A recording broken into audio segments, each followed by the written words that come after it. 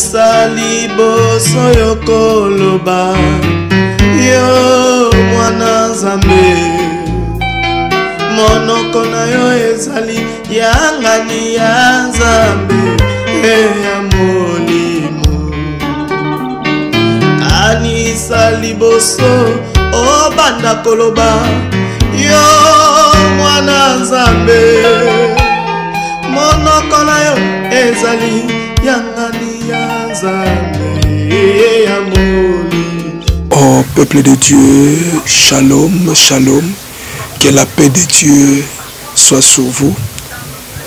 Je bénis le Seigneur pour cette opportunité qu'il nous a donnée de partager avec vous cet enseignement sur comment grandir dans la foi. Et vraiment, que l'Éternel vraiment vous bénisse. Je suis vraiment très ravi vraiment pour cela. Et Dieu nous a fait grâce. Et je suis vraiment très content. Je bénis le Seigneur pour cela.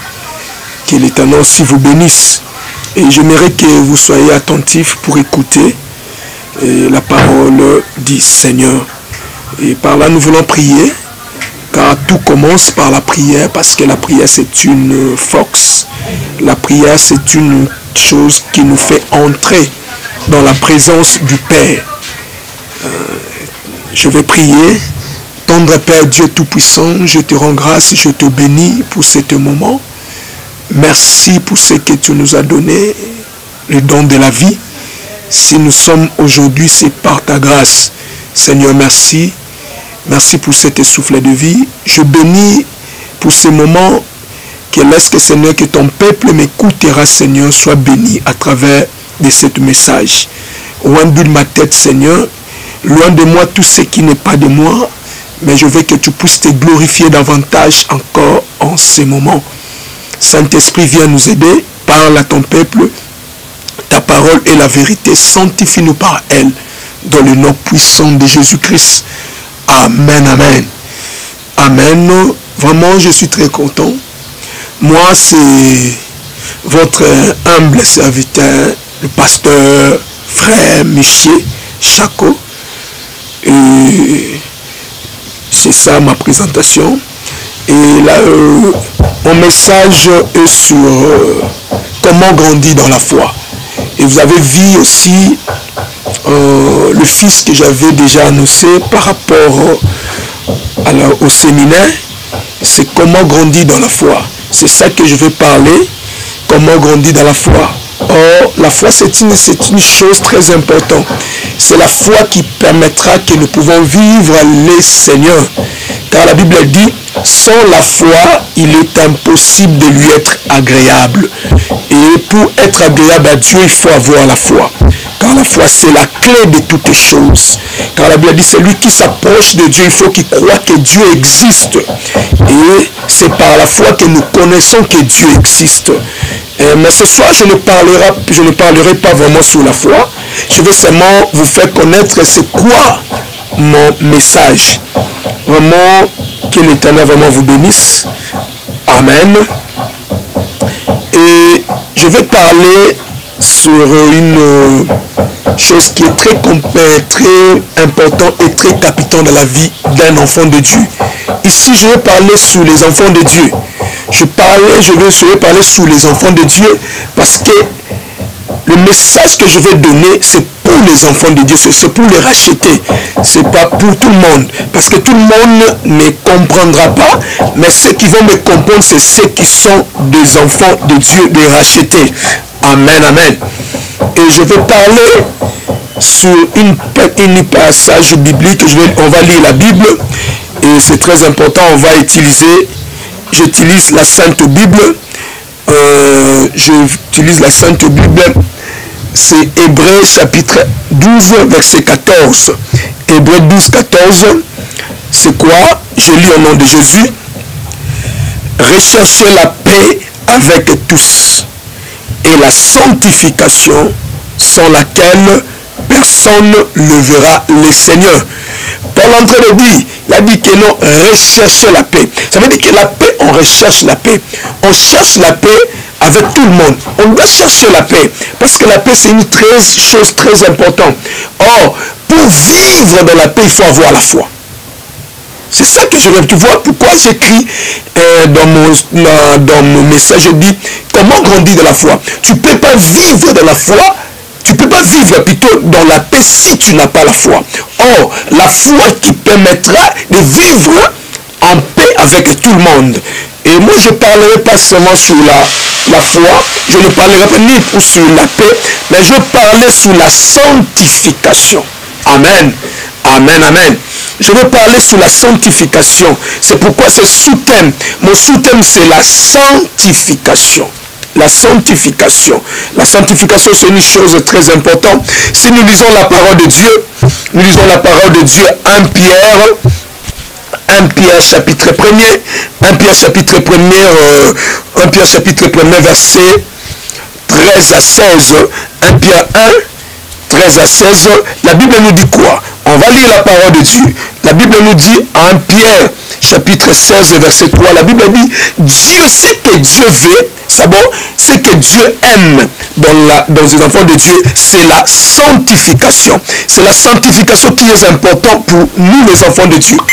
La sanctification, c'est très important. Si tu n'as pas la sanctification, tu ne seras pas agréable avec Dieu. Or, Dieu, c'est la sanctification. Mais la sanctification, c'est quoi? C'est quoi la sanctification? Oui, on parle de la sanctification. La sanctification, c'est quoi? Qu'est-ce que la sanctification? Sous le message, ça va nous aider pour cela. L'enseignement sur la croissance spirituelle, c'est fait dans le contexte de la sanctification. Donc l'enseignement sur la sanctification, c'est fait dans le contexte de la sanctification.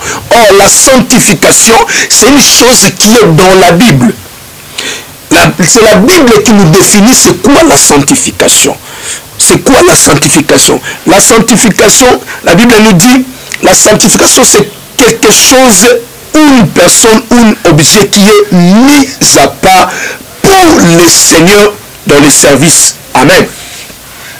La sanctification, c'est toute une personne ou un objet mis à part pour le service du Seigneur. Amen. C'est quelque chose qui est mis à part. Donc ça veut dire que la sanctification, c'est une chose, on doit sanctifier la personne et on doit sanctifier un objet qui on met ça mis à part pour le service par lequel. Mais ici, c'est quelque chose qui est mis à part pour le service de Dieu. C'est ça la sanctification. C'est pourquoi on va voir dans l'Ancien Testament, il y avait une nation, il y avait un peuple que Dieu avait sanctifié, qu'il avait mis à part. Ce peuple, c'est Israël. Israël était mis à part pour le service de Dieu. Amen, amen. Israël était mis à part pour le service de Dieu. Israël était saint pour Dieu. C'est pourquoi Dieu a sanctifié Israël comme une nation pour le mettre à part pour Dieu. Amen, amen. Israël est saint, mis à part pour Dieu dans toutes les nations. Amen. Dans toutes les nations, Dieu avait choisi Israël. Alors c'est pourquoi, pour être mis à part, Dieu avait choisi Israël. C'est pourquoi, lorsqu'on voit Israël, on reconnaît que Dieu. On est en train de reconnaître Dieu parce que Dieu s'est manifesté en Israël. Amen, amen. Dieu s'est manifesté en Israël. Israël, par son témoignage, nous reconnaissons le véritable Dieu, Elohim. C'est lui le maître de tout. Et Dieu a permis de prendre Israël comme un symbole pour que toute personne qui va regarder Israël, il va reconnaître un Dieu. Parce qu'il y avait un bouleversement dans le monde. Il y avait un bouleversement dans le monde. Il y avait beaucoup de dieux. Et le véritable Dieu, on ne connaîtrait plus, on n'a pas connu le Dieu. Mais c'est pourquoi Dieu a dit, pour que les gens puissent me reconnaître, je dois choisir un peuple ou une nation, afin que, à travers de cette nation-là, à travers de ce peuple-là, je vais faire en marche avec eux, les gens qui verront, ils vont reconnaître que je suis Elohim à travers Israël. Amen, amen. Amen, amen. C'est pourquoi dans son témoignage que nous avons reconnu qu'il y a un véritable Dieu qui marche avec Israël et Dieu l'a manifesté en Israël, il a mis à part pour le service de Dieu. Amen. C'est pourquoi Dieu avait sanctifié Israël. Israël, c'est un peuple saint de Dieu. Et le choix était tombé pour Israël. Dieu avait choisi Israël comme son peuple à travers lui, que le monde reconnaisse le véritable Dieu. Amen.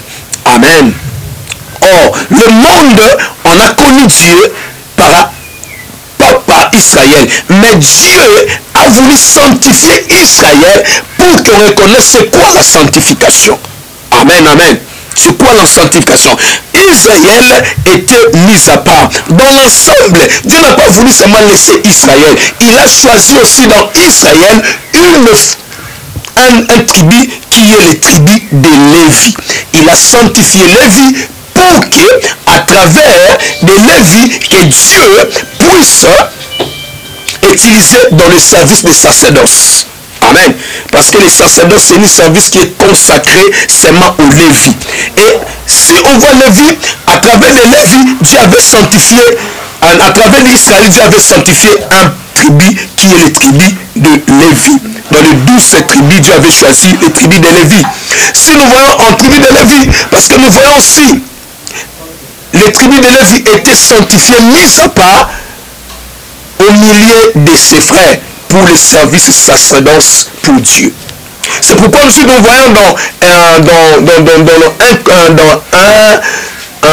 1 Samuel chapitre 13, verset 9 à 11, lorsque Samuel avait voulu mettre l'offrande ou l'holocauste à la place de Samuel, Dieu l'avait déchiré son royaume. Parce que pour service dans les sacerdoces, il dépendait seulement des tribus. Il faut que tu sois seulement dans la tribu de Lévi. Or, Samuel n'était pas dans la tribu de Lévi, c'est pourquoi le Seigneur l'avait écarté. Dieu l'avait écarté, Saoul, parce qu'à cause de cela, et Saoul était écarté, et Dieu avait déchu son royaume à cause de cette désobéissance. Il fallait qu'il attende. Il attend d'abord que Samuel puisse venir, parce que Samuel, il vient dans cette tribu-là, c'est lui qui était mandaté de faire les sacrifices. Ce n'était pas Saoul. Et lorsque Saoul a fait cela, Dieu n'était pas content et Dieu lui déchira son royaume. C'est pourquoi on va lire la parole de Dieu dans 1 Samuel chapitre 9 et 1 Samuel chapitre 13. On va lire la parole de Dieu pour comprendre la pensée de Dieu. On ne peut pas parler de Dieu sans pourtant lire sa parole. Or, sa parole, c'est une lumière. C'est la parole de Dieu, c'est celui qui nous claire pour avoir un éclaircissement clair. Il faut la parole de Dieu. Amen. Parce que nous utilisons la parole de Dieu, on doit lire la parole de Dieu. Parce que la parole de Dieu, c'est tout. C'est lui. C'est ça qui est notre vie. Amen, amen. Amen, amen. Peuple de Dieu, soyez bénis au nom du Seigneur Jésus-Christ. En 9, la Bible dit quoi? On va lire cela. Alors, Saoul dit, amenez-moi l'holocauste et les sacrifices d'action de grâce. Et il offrit à l'holocauste. Comme il achevait d'offrir l'holocauste, voici Samuel arriva. Et Saoul sauta. Et Saoul sortit au-devant de lui pour le saluer. Samuel dit, qu'as-tu fait? Saoul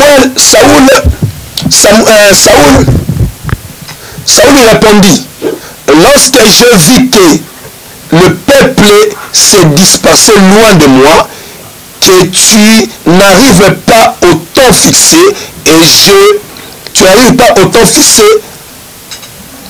que les Philistins étaient ensemble en Michmash. Et je suis dit, les Philistins vont descendre contre moi à Gilgal. Et je n'ai pas imploré l'Éternel. C'est alors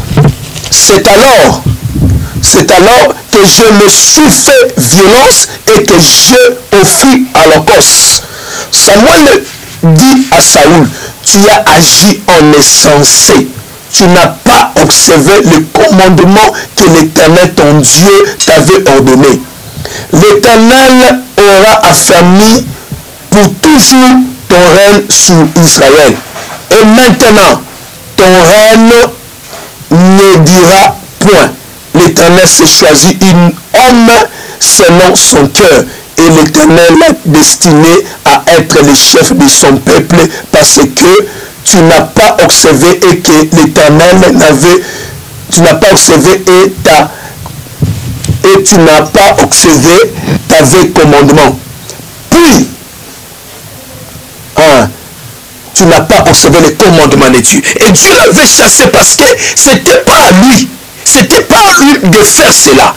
C'était l'affaire de Samuel. Parce que Saoul n'était pas dans cette mobilité-là. Parce que il a agi en insensé et Dieu l'a rejeté. Et Dieu l'a rejeté pourquoi? Parce qu'il a osé.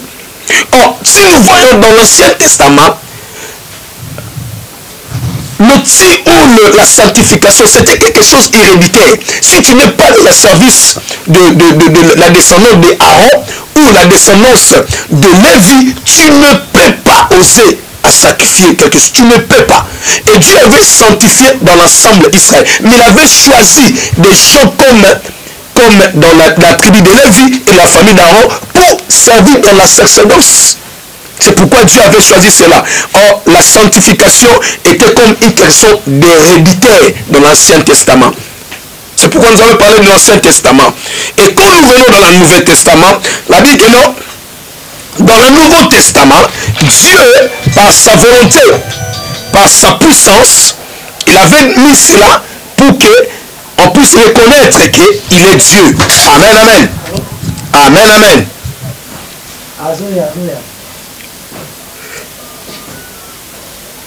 Et quand Dieu a vu cela, et Dieu n'était pas content pour Samuel. Il a dit pour Saoul plutôt. Saoul, tu as agi en insensé. Il ne fallait pas oser de faire cela. Dans les tribus de Lévi, Dieu a choisi une famille, la famille d'Aaron. Dieu a sanctifié en différents niveaux le peuple dans son ensemble. Le peuple dans son ensemble, le peuple de la tribu de Lévi et de la famille d'Aaron. Et c'est la sanctification peut disposer intérieurement. Tu vois, la disponibilité de la sanctification dans l'Ancien Testament, c'était seulement disposé intérieur. Comprends? Pas extérieur.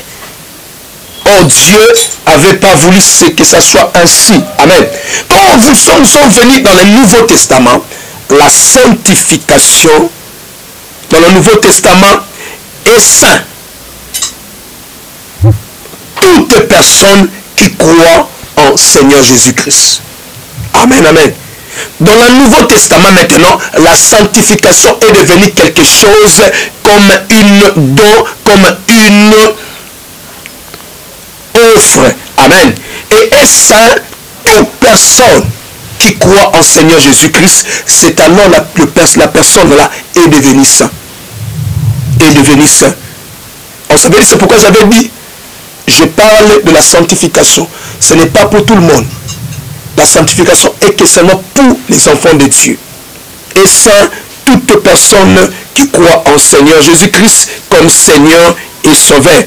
Et dans l'ensemble, l'Église aussi est saint parce que c'est mis à part pour implorer la présence de Dieu. Dans le Nouveau Testament, la sanctification est devenue un don divin. Un don divin. Comment c'est venu un don divin? On va voir cela dans Jean chapitre 1er verset 10. La Bible dit quoi? Jean chapitre 1er verset 10. La Bible dit quoi? Si nous lisons la parole de Dieu, dans 1 Jean chapitre 1er verset 10. La Bible nous dit quoi? On va lire la parole de Dieu. Jean chapitre 1er. Chapitre 1er verset 10. Verset 10. Amen, amen. Amen, amen. Amen, amen. Oh, soyez bénis, peuple de Dieu. Je suis content d'être dans votre présence. Je suis béni vraiment.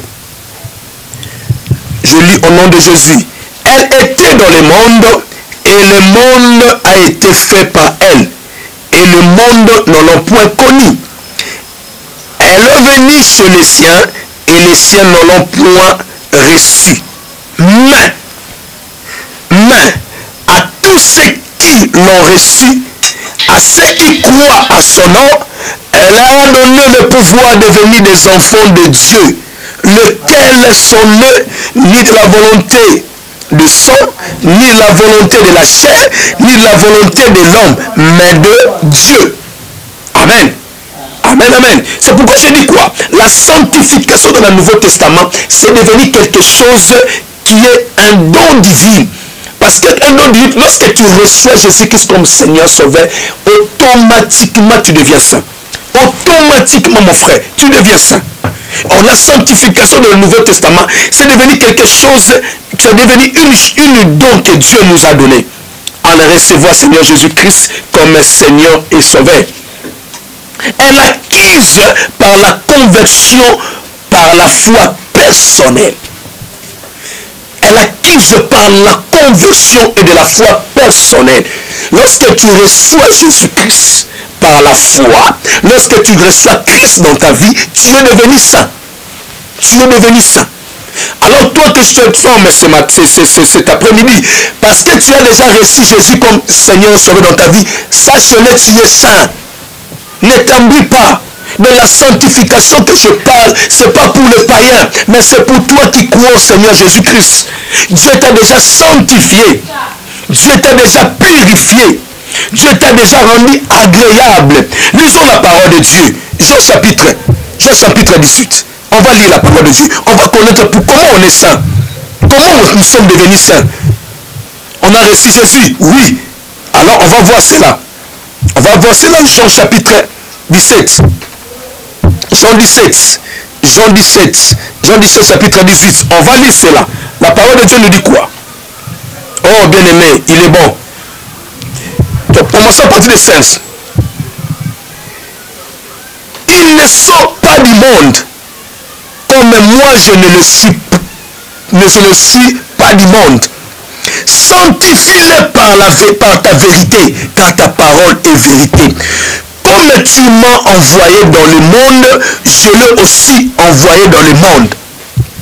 Et je me sanctifie moi-même pour eux, afin qu'eux aussi soient sanctifiés par la vérité. Ça veut dire que Dieu, Jésus-Christ, il était saint, il s'est sanctifié et par sa sanctification. Et ça veut dire, lorsque lui, il est saint, d'officement, il nous a donné cela. Lorsque nous le recevons comme Seigneur et Sauveur Jésus-Christ, d'officement, tu deviens saint. Donc tu deviens saint. Dieu a dit, il est en train de dire que non, je me sanctifie. Car ta parole est la vérité.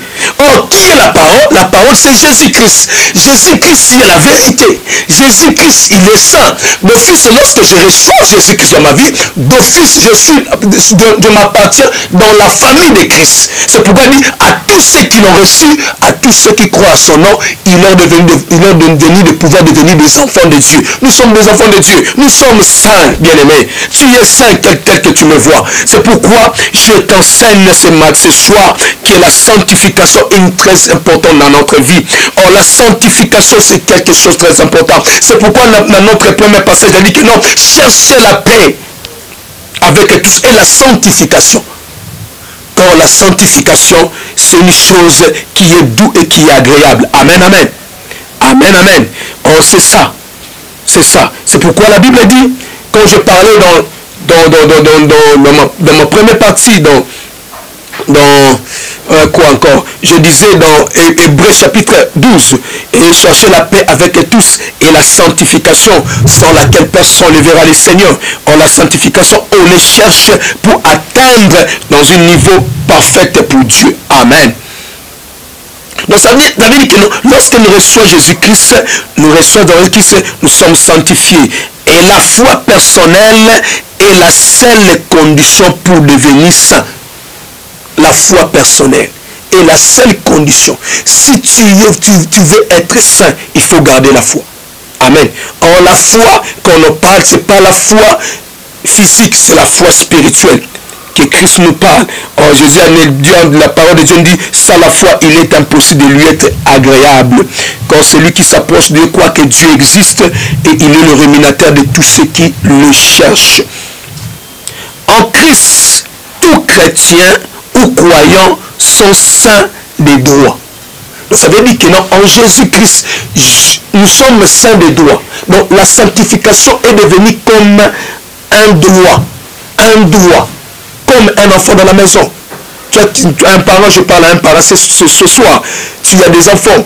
Ça veut dire que le matin, les enfants sachent que j'aurai le pain. J'aurai à manger. C'est leur droit. Parce que tu leur donné la vie. Tu dois les nourrir. Parce que ça est devenu un droit pour eux. La nourriture, c'est un droit pour les enfants.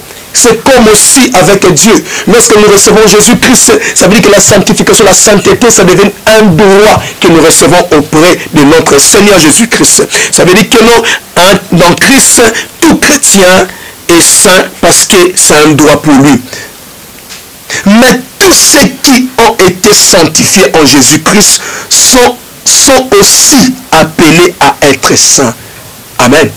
Donc tu ne peux pas marcher comme ça. Tu dois vivre aussi dans la sanctification. Donc tu dois demeurer. Tu dois chercher la sanctification sans cesse.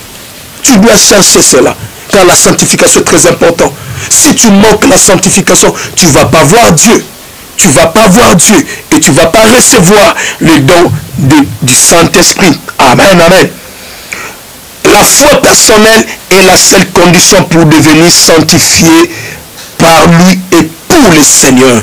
Si tu veux gagner la sanctification, il faut avoir la foi. C'est pourquoi j'ai titulé mon thème, comment je dois grandir dans la foi. On grandit dans la foi par la vie de la sanctification. Lorsque tu gardes ta vie dans la sanctification, lorsque tu marches dans la sanctification, tu es en train de garder ta vie sainte pour Dieu. Dans la vie, la foi, dans la vie extérieure, quotidienne, la sanctification objective est invisible. Pour que soit visible, la sanctification objective extériorise par la sanctification subjective. Amen. La sanctification, c'est quelque chose qui est visible. Ce n'est pas invisible, c'est quelque chose qui est visible lorsque je mène une vie de la sanctification, et c'est quelque chose que la sanctification objective est invisible. Mais pour qu'il soit visible, la sanctification objective doit extérioriser la sanctification subjective. Amen, amen. C'est l'œuvre du Saint-Esprit. C'est l'œuvre du Saint-Esprit dans la vie de tout chrétien ou de tout croyant. Donc, la sanctification, mon frère, ma soeur, c'est une œuvre du Saint-Esprit. Tu ne peux pas l'avoir si tu n'as pas le Saint-Esprit. Quand le Saint-Esprit, c'est lui qui nous pousse à demeurer, à vivre dans la sanctification. C'est pourquoi la Bible dit, marchez selon l'Esprit, vous n'accomplirez pas les désirs de la chair. Car la chair a ses désirs et l'esprit, pareil aussi, a ses désirs. C'est pourquoi c'est un œuvre du Saint-Esprit dans la vie de tout croyant. Or, lorsque nous recevons Jésus-Christ, nous devenons saints et automatiquement nous sommes dotés du Saint-Esprit. Amen, amen. Nous sommes dotés du Saint-Esprit. Le Saint-Esprit maintenant commence à agir en toi, commence à se manifester en toi. Il va commencer à agir, t'orienter. Amen. Le Saint-Esprit va commencer à éliminer des choses dans ta vie. Les choses qui ne permettent pas que tu puisses être en contact avec Dieu. Le Saint-Esprit va maintenant enlever ce qui est mauvais. Le Saint-Esprit va éliminer et corriger et orienter le caractère et les habitudes. Amen. Parce que tu as le Saint-Esprit. Quand le Saint-Esprit, c'est un esprit saint. Il habite seulement dans un corps saint. pour qu'il habite maintenant, pour qu'il puisse travailler en toi, pour qu'il puisse agir sans toi. Lorsqu'il va s'asseoir dans ta vie, maintenant il va commencer à orienter ta vie. Il va commencer à corriger des erreurs que tu puisses commettre. Il va commencer à corriger même tes caractères, même tes habitudes. Que les habitudes que nous recevons lorsque nous étions païens, lorsque nous n'avions pas connu le Seigneur, il y a des caractères, il y a des habitudes qui faisaient que nous ne pouvons pas vivre dans la sainteté, qui faisaient que nous pouvons vivre loin de Dieu. Or, quand tu es dans le monde, il a donné leur vie en Jésus-Christ. D'abord, pour que tu sois saint, d'abord il faut d'abord donner ta vie en Jésus-Christ. C'est pourquoi je parle, ces enseignements, c'est l'enseignement de toutes les personnes qui croient en Jésus-Christ, qui est déjà donner leur vie en Jésus-Christ. Et le Saint-Esprit, lorsqu'il vient dans la vie de l'homme, il va maintenant orienter et corriger des habitudes et des caractères et les comportements du chrétien. Or, le Saint-Esprit va maintenant agir en toi. Il va maintenant enseigner, il va maintenant t'orienter. Il va maintenant te corriger pour t'orienter dans la bonne marche. Or, sans le Saint-Esprit, tu ne peux pas vivre dans la sanctification. Or, la sanctification, ça marche de pair avec le Saint-Esprit. C'est pourquoi les chrétiens d'aujourd'hui, tu vois que tu es devenu charnel pendant que tu as déjà reçu Jésus-Christ dans ta vie. Mais ta vie ne sont plus conduite par le Saint-Esprit. Ta vie, tu ne laisses plus la vie, ta vie marche avec le Saint-Esprit. Si tu regardes autrefois, le Saint-Esprit qui conduisait ta vie, tu ne marchais pas seul. Avant de faire toutes ces choses, c'est le Saint-Esprit t'orienter. Si tu as commis mal, le Saint-Esprit te dit, mon fils, réponds-toi. Maintenant, où est le Saint-Esprit? Parce que tu ne vis pas dans la vie de la sanctification. Et le Saint-Esprit est étouffé. Le Saint-Esprit n'a pas enlevé. Parce que c'est un don. Les dons, on étouffe les dons. Parce que les dons, c'est quelque chose que tu as déjà en toi. Il t'a déjà donné. Lorsque tu as reçu Jésus, Jésus t'a donné déjà cette identité-là. Maintenant, il faut maintenant arranger ta vie pour que maintenant le Saint-Esprit prenne la place. Amen, amen. Amen, amen. Selon la volonté, le Saint-Esprit va orienter ton comportement, ta caractère, selon la volonté de Dieu. Selon la volonté de Dieu. Il va maintenant orienter selon la volonté du Père. Le Père maintenant, il sera content. Il va te montrer comment vivre. Lisons la parole. 1 Thessaloniciens chapitre 4. Pourquoi cela? 1 Thessaloniciens chapitre 4, verset 3 à 7. 1 Thessaloniciens chapitre 4, verset 3 à 7. La parole de Dieu lit quoi? Je lis au nom de Jésus 1 Thessaloniciens chapitre 4, verset 3 à 7. Ce que Dieu veut, c'est votre sanctification. Ce que vous obtenez de l'impudicité, c'est que chacun de vous sache posséder son corps dans la sainteté et honnêteté. Amen, amen. Ce que Dieu veut, amen, ce que Dieu désire, ce que Dieu accepte, c'est votre sanctification. Bien aimé, Dieu n'attend pas que tu puisses donner l'argent. Dieu n'attend pas que tu puisses donner ce que tu donnes. Mais ce que Dieu veut en toi, il veut seulement que tu puisses te donner, que tu puisses mener une vie de la sanctification. Car la vie de la sanctification, ça pousse un homme ou un chrétien ou un serviteur ou un servant de Dieu ou un enfant de Dieu d'être en contact avec son Père. Amen. Ce que Dieu veut, cela, c'est votre sanctification. C'est votre sanctification, bien-aimé. À part la sanctification, Dieu ne veut pas d'autre chose. Ce que Dieu désire, c'est votre sanctification. Sans vous livrer en une convoitise passionnelle, comme font les païens qui ne connaissent pas Dieu. Amen. Ce que Dieu veut, c'est d'abord votre sanctification. Ce que vous obtenez de l'impudicité. Ça veut dire qu'il faut l'ongola, comme des impudicités. C'est que chacun de vous sache posséder son corps dans la sainteté. Donc ça veut dire que ton corps doit être possédé dans la sainteté. Dans la sainteté, ça soit une vie dans ta vie, ça soit une marche. Donc, lorsque tu commets du mal, et tu dois jeter cela pour que Dieu puisse accepter de toi. Amen.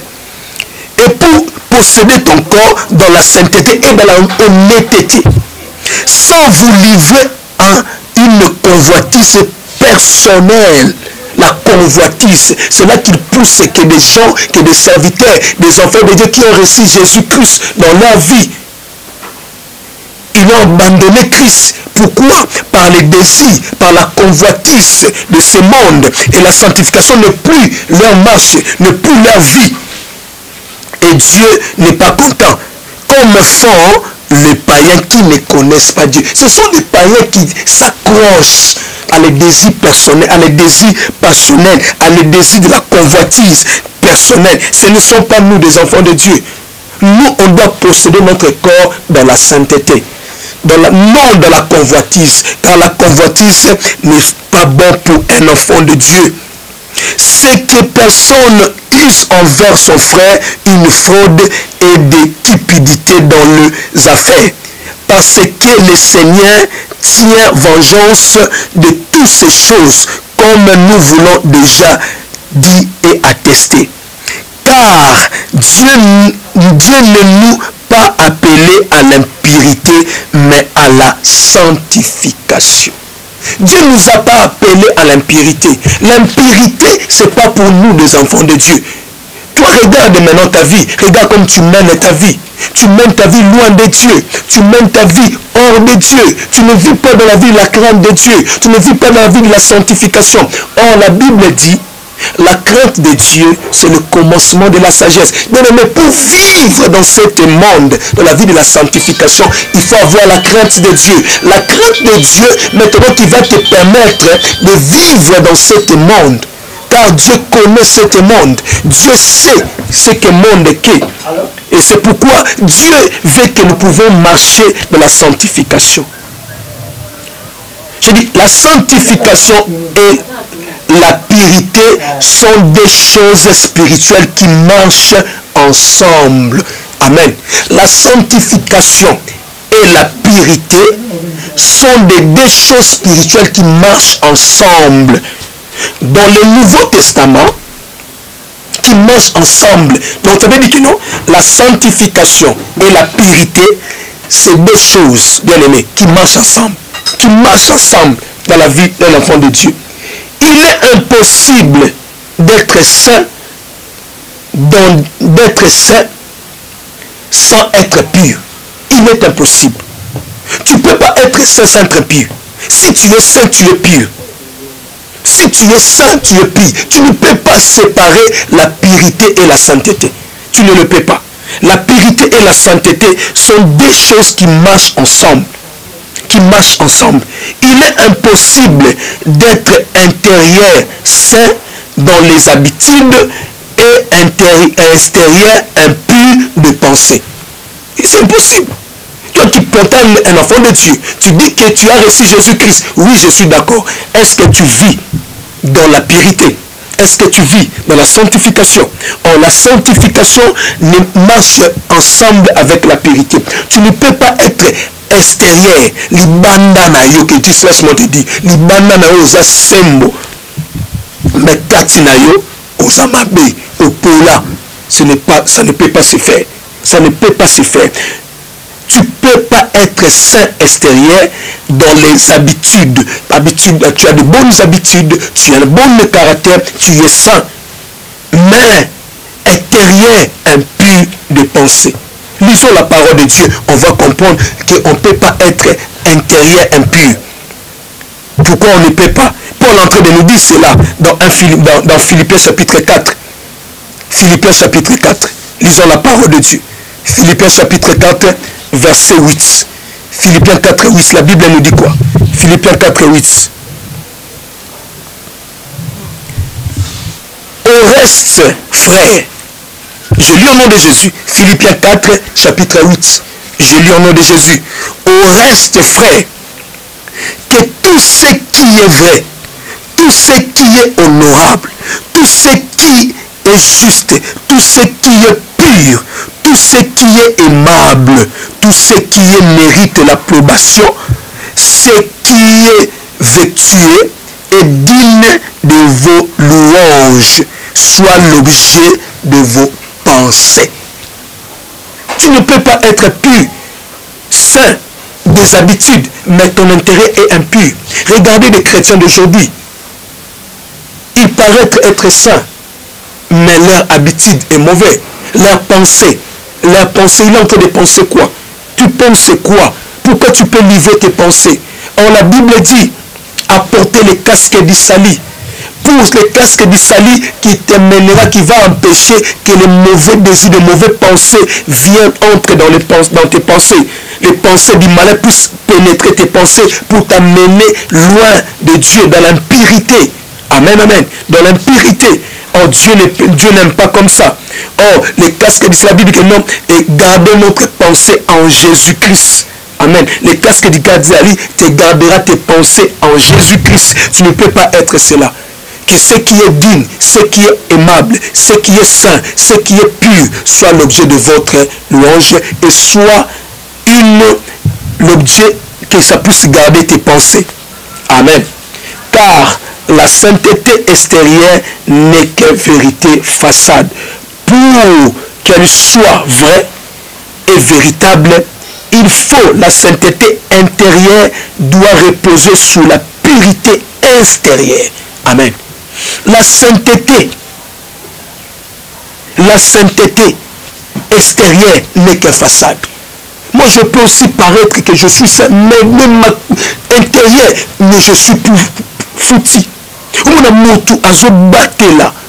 est en train de vivre, il est en train d'amener de mauvaises pensées, même contre son frère, contre même son pasteur, contre même son frère, contre même sa soeur. Bien-aimé, tu peux rater le ciel à cause de ces choses. Car la sainteté extérieure n'est qu'une vérité façade. Pour qu'il soit vrai et véritable, il faut la sainteté extérieure doit reposer dans la pureté intérieure. Ça veut dire que non, ton intérieur, ton extérieur est bon, mais ton intérieur, il faut que ça soit pur pour que tu sois agréable à Dieu. La sanctification, c'est comme une service spirituelle qui fait croître la vie des chrétiens. Amen. La sanctification, c'est comme une serveur spirituelle qui fait croître la vie des chrétiens. Il faut que tu puisses croître parce que la sanctification est très importante. Il est impossible d'atteindre la maturité spirituelle sans une vie vécue dans la sanctification quotidienne. Donc, c'est pourquoi, si nous prenons dans notre premier verset, Hébreux chapitre 12, elle dit que non, la sanctification, on le cherche. On le cherche cela. On le cherche. Chaque jour, tu dois chercher la sanctification. Chaque jour, tu dois vivre, tu vas chercher à vivre dans la pureté. Chaque jour, tu dois chercher à vivre dans la crainte. Tu te réveilles le matin, tu combats les péchés. Tu te réveilles le matin, tu combats le mal. Tu te réveilles. Donc, il faut que tu vis cela. Ça devient comme une vie. Ne vis pas. Ne demeure pas dans les péchés, ne demeure pas dans l'impurité, mais il faut demeurer dans la sanctification. Pour que tu grandisses spirituellement, tu dois continuer à vivre dans la sanctification. Tu dois chercher la sanctification. Tu ne peux pas traiter la sanctification, tu ne peux pas vivre la sanctification en un seul jour. Non, tu dois chercher chaque jour dans ta vie, tu dois chercher, tu dois marcher dans la sanctification. Tu dois chercher cela, car la sanctification, on les cherche cela. On les cherche cela parce que c'est une chose très très importante. Amen. La différence entre la sanctification et la perfection. Amen. Alléluia. La différence entre la sanctification et la perfection. Il y a une différence. Il y a une différence. La sanctification et la perfection. Mais c'est une chose qui marche de pair. La sanctification aussi marche de pair avec la perfection. Amen. On dit que non. La sanctification ne peut pas être confondu avec la perfection. On ne peut pas confondre la sanctification avec la perfection. Non, c'est quelque chose qui marche de pair, qui marche ensemble. C'est comme des jumeaux qui marchent de pair, qui vivent ensemble la perfection avec la sanctification. Or, la perfection, c'est quoi? La perfection, c'est la qualité de ce qui est parfait. La perfection, c'est la qualité de ce qui est parfait. De ce qui est parfait. C'est une qualité de ce qui est parfait. C'est la qualité de ce qui est parfait. Dans son sein, la qualité extérieure est sainte de l'âme soit du corps. Donc, la qualité extérieure est sainte de l'âme soit du corps. Donc, ça veut dire que la perfection, c'est une chose très importante. C'est une chose qui marche de pair avec la sanctification. Dieu, dans son ensemble, veut qu'un chrétien puisse chercher la sanctification. Dieu veut que nous pouvons chercher la sanctification. La sanctification, on le cherche. On le cherche, la sanctification. Parce que c'est une vie. C'est une vie de chaque jour. Tu dois chercher la sanctification. C'est pourquoi l'épître de Hébreux dit que non, chercher la paix et la sanctification. La sanctification, on le cherche ça chaque jour. Parce qu'on ne sait pas. On ne sait pas lequel jour que le Seigneur va venir. Il faut que lorsque le Seigneur Christ, notre Seigneur, notre Maître, lorsqu'il vienne, il faut qu'il te trouve dans la vie de la sainteté.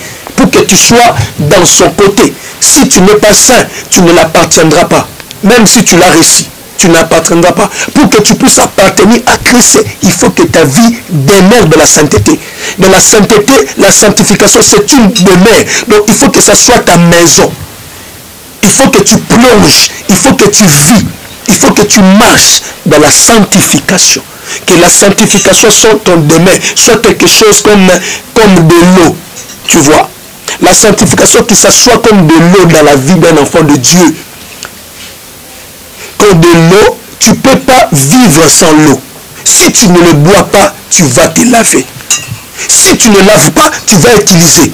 Donc l'eau est là chaque moment, chaque instant. Donc la sanctification, il faut que ça soit comme un eau dans la vie d'un enfant de Dieu.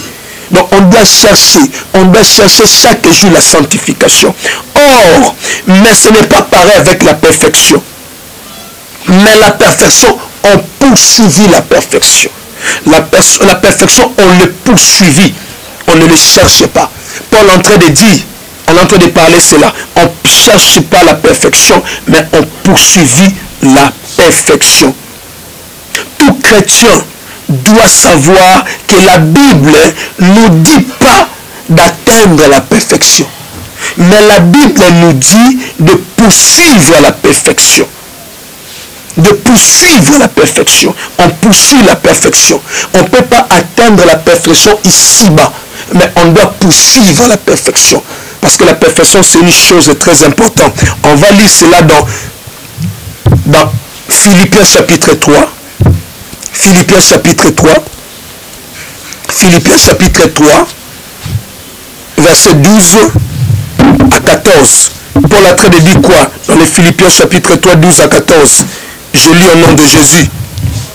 Ce n'est pas que j'ai déjà emporté le prix, ou j'ai déjà atteint la perfection.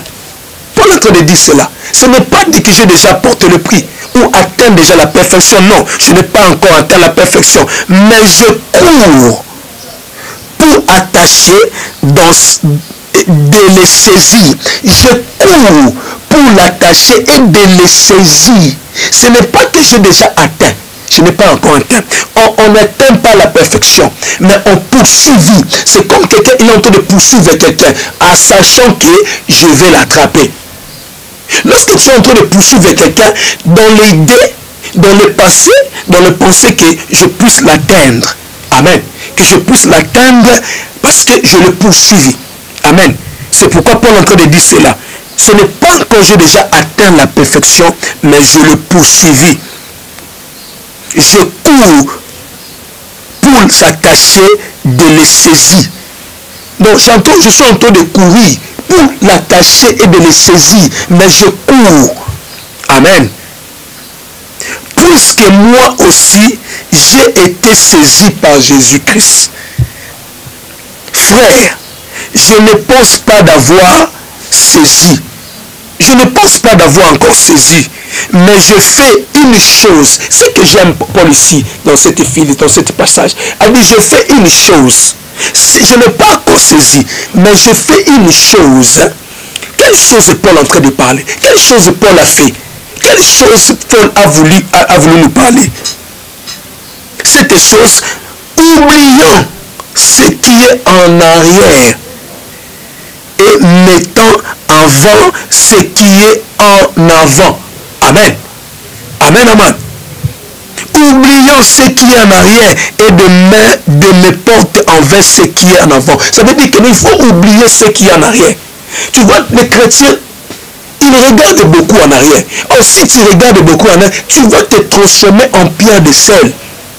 Comme la femme de Lot. Tu n'es plus ancien homme. Tu es devenu une nouvelle créature. Les choses anciennes sont passées. Toute chose est devenue nouvelle en acceptant Jésus-Christ dans ta vie. Or, lorsque tu as accepté Jésus dans ta vie, tu as appelé Christ puisse maintenant conduire ta vie. Tu as dit, tu as reçu comme Seigneur d'abord pour sauver. Christ ne peut pas être seulement ton Seigneur et ton sauveur. Il faut qu'il soit d'abord Seigneur, afin qu'il soit ton sauveur. Mais toi, tu veux que Christ soit ton sauveur, mais il ne soit pas ton Seigneur. S'il est ton Seigneur, maintenant, il va diriger maintenant ta vie. Parce que lui est venu entrer dans ta vie. C'est lui maintenant qui conduit ta vie. Ce n'est pas toi qui conduis sa vie. Ce n'est plus toi qui conduis ta vie. Maintenant, c'est Christ à travers le Saint-Esprit. Maintenant, tu commences à marcher selon les empreintes de Jésus. Paul a dit, je fais tout d'oublier ce qui est en arrière. Comme toi, un enfant de Dieu, tu as déjà reçu Jésus-Christ, tu regardes des choses en arrière, tu vas commettre de l'impurité. Tu vas inviter le péché dans ta vie. Tu vas inviter le mal dans ta vie. Tu vas te livrer, tu vas t'exposer. Or, il faut bien te garder. C'est pourquoi Paul a dit, je fais tout d'oublier ce qui est en arrière. Ça veut dire que ce qui est en arrière, même si la chose était importante pour moi, je dois le regarder comme une passée. Je dois le regarder comme une chose qu'il faut que je l'oublie cela. Paul a dit cela. Je fais tout pour regarder ce qui est en avant. Qui est en avant? Qui est devant toi? C'est Jésus qui est devant toi. Tu dois le suivre, Jésus. C'est le diable qui est toujours en arrière. Le diable qui est toujours derrière nous. Il nous fait toujours du mal. Il veut nous régresser. On n'est-il pas quelqu'un devant pour aller derrière? Non. Pour que tu sois régressé, on va te tirer par derrière. Celui qui est derrière toi, c'est le diable. Jésus qui t'a tiré vers devant. Parce que c'est lui il est devant toi.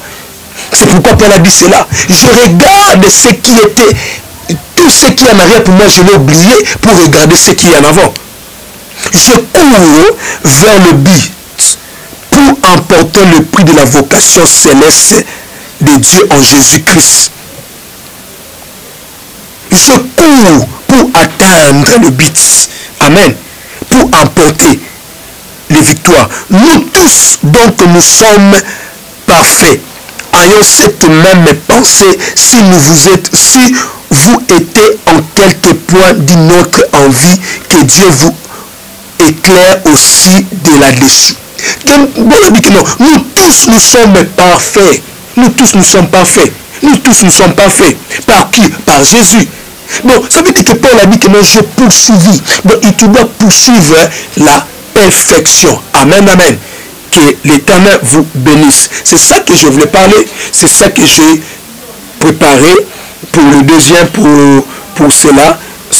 On poursuivit la perfection et on cherche la sanctification.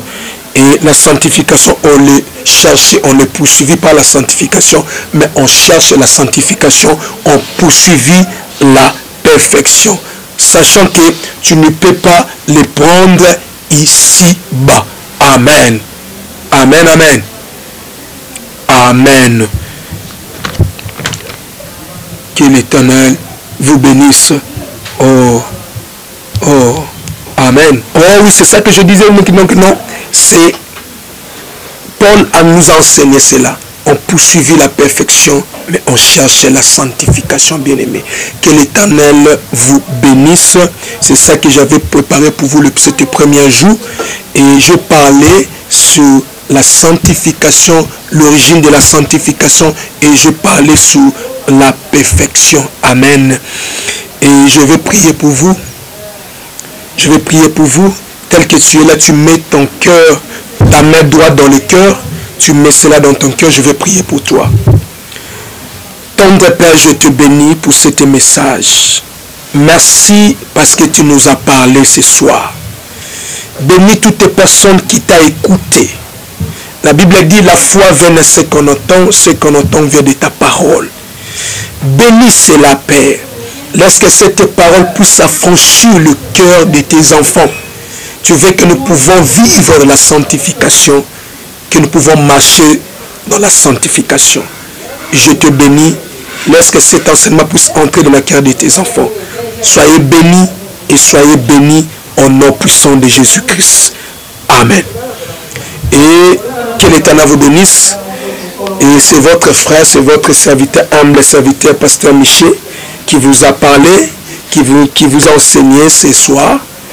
Je suis le frère, le pasteur, le berger. Je suis justement votre frère, le pasteur Michel Chaco. Mon numéro de téléphone c'est 09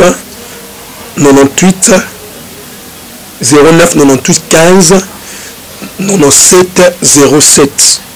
Ça c'est mon numéro de téléphone. J'ai deux numéros et l'autre numéro c'est 080 88 88 274.